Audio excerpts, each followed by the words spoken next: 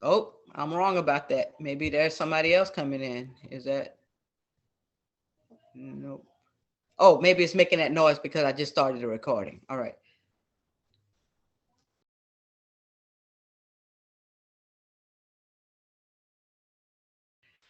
All right, so I'm gonna go ahead and share my screen. Uh, Actually, I have to log in because I had logged out. I was just getting ready to close the computer. So give me a moment to get to the home page. There we go. So let me share.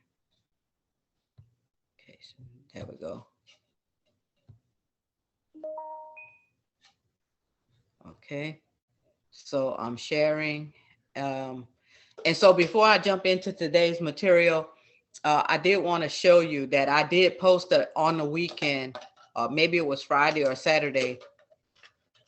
Um, that I'm going to be managing this class a little bit differently. And that's precisely because this is the first time anybody showed up since the first week for this class.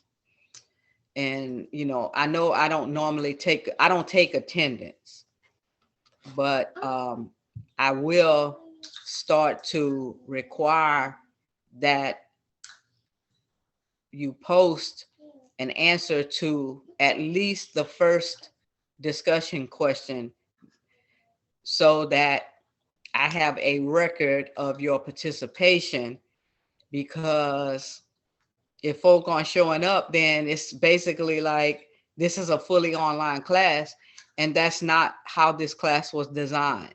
I was asked to teach a hybrid class, which means we are supposed to have meetings, which means somebody has to show up besides me.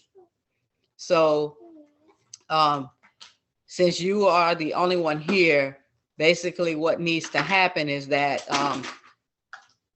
once I finish sharing what I'm going the information on this week's experiment, so on and so forth, then you will post the answer to the first discussion question that is due regarding it, in the overview that I'm going to cover. So I'm going to cover an overview today, talk about an experiment, so on and so forth.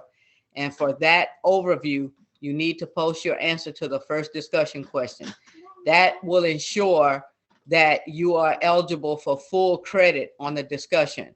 If you don't do that, then automatically you will lose a point on your post-lab score for that overview. Okay. That way I have some kind of control over folk attending. Either you lose the points or you come to class. Okay. Does that make sense to you?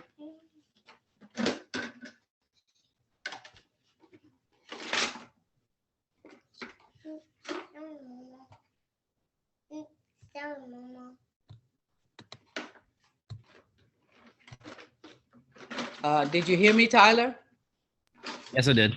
Okay. All right. I was worried because I'm here. I just have my son running around, so I kind of. Yeah, I'm here with my grandbaby, so I respect that. Let me just let me go ahead and bring up the overview for this week. For today, because if you look, oh my God, I did it again. I logged in through RPCC. I've got to get better about logging in through Nunez Canvas.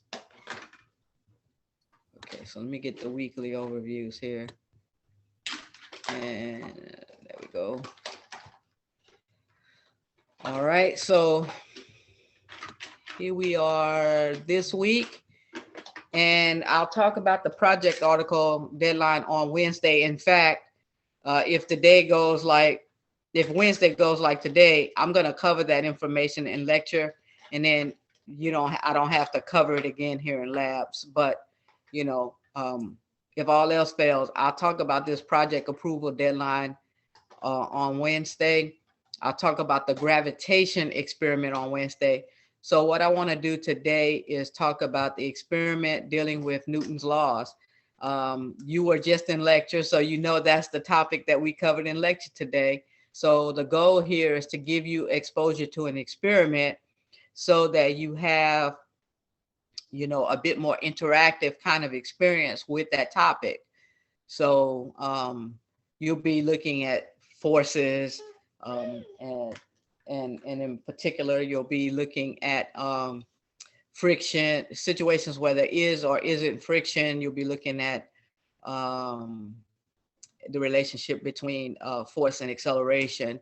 So this will be a good opportunity for you to kind of see where you might have some questions regarding those concepts, because you'll be interacting, uh, utilizing those concepts as you interact with the simulator.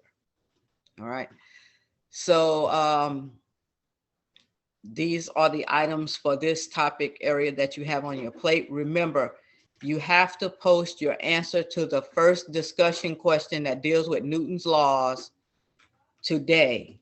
I will give you today because since you're the only one here, okay, I'm So not gonna. it's just the first question, and then like Saturday I can just answer. Let's say there's 8 of them, I can answer the next 7 on Saturday.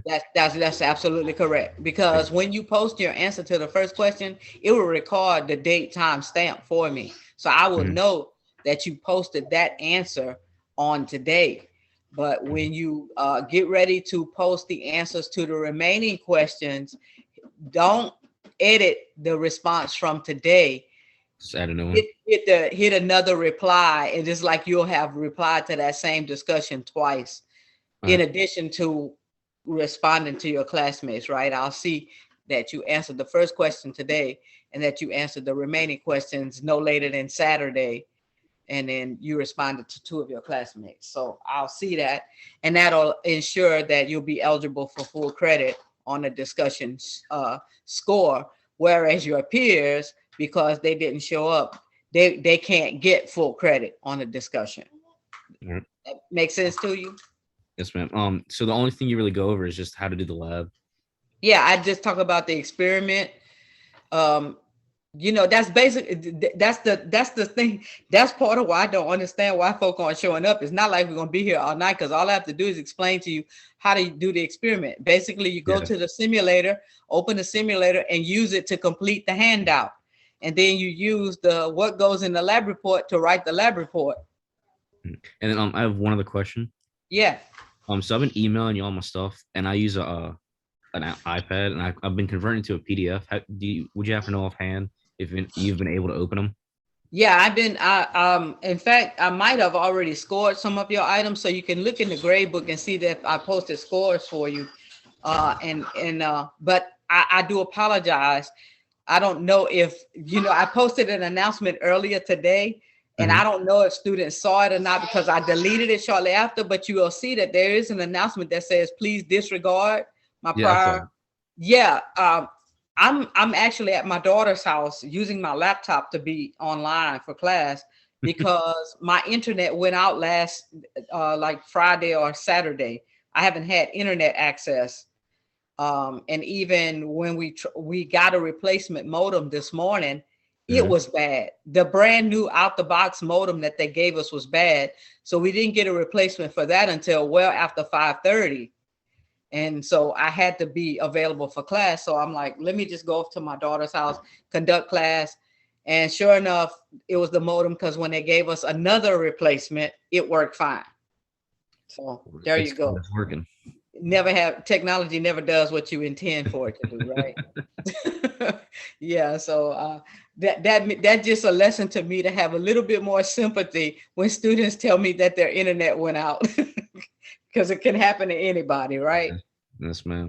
Yeah. But I guess the difference is I was determined to meet my deadline, where some students think that that's an out. But okay, that's enough of me being an instructor. But anyway, do you need me to open that experiment handout for you, or do you basically get the gist of what it is? I haven't looked at it, but I mean, I'm sure I can get it. Yeah. Open the experiment handout, complete the experiment, write your lab report, and then complete the remainder of your post lab, right? Just make sure that before the clock hits 12:00 tonight, that you at least answer the first question in the discussion. I have a recording to prove that who was here and who wasn't. So I will score accordingly. Yeah, Okay. I'll do it right as soon as we finish. All right. And so, all of the same material that you have available for lecture, you also have available for a lab in terms of reference material to help you with Newton's laws. But again, we covered that material in lecture as well. So, all right. Yes, ma'am. So you're feeling pretty good about this? I mean, in terms of at least knowing what to do. I'm not talking about the actual doing it, because you know that if you're working and you run into any questions about anything that you're working on regarding this, the experiment, the lab report, or anything else for this overview, don't hesitate to reach out to me, Let okay? me look at it real quick. Yeah. Oh, Okay. And I'm doing the same. I'm opening it just in case so I can follow along with you.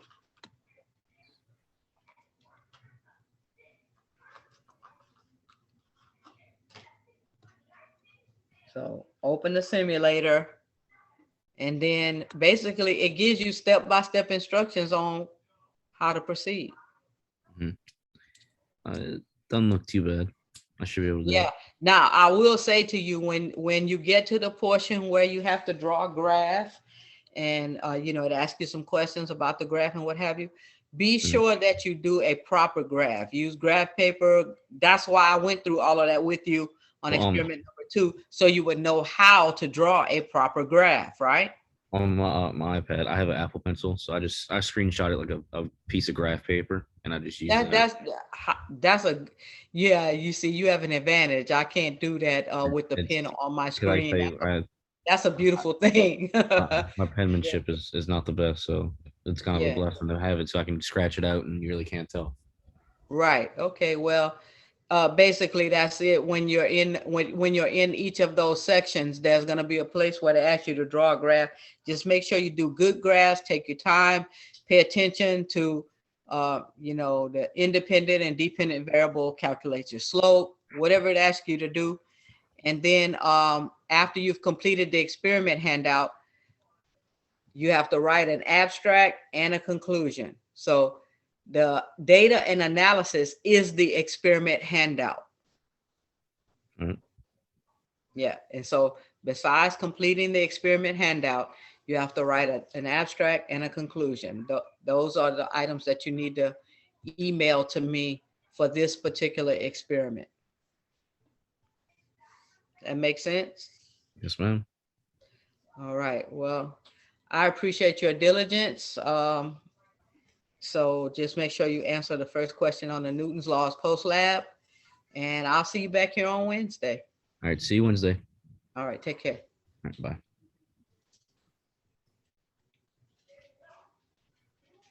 Hey, students. They go